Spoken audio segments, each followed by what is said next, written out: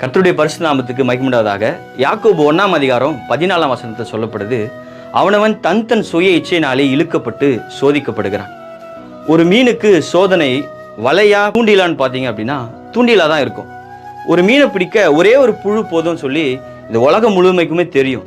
இங்க பாருங்க, நாம ஆவிக்குரிய வாழ்க்கையில் இருக்கிற நமக்கு எது சோதனையா இருக்குது? ஒரு சின்ன புழு போதும் பிசாசுக்கு.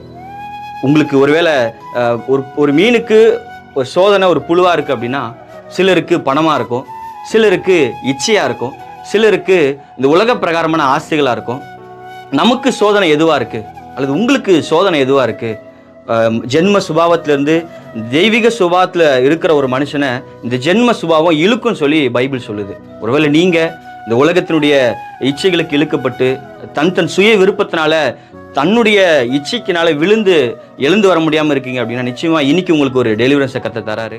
தொடர்ந்து ஆவியினர் கூட நீங்க இடைபடுங்க. கர்த்தர் உங்களை பெரிய காரியங்களை நடத்துவார்.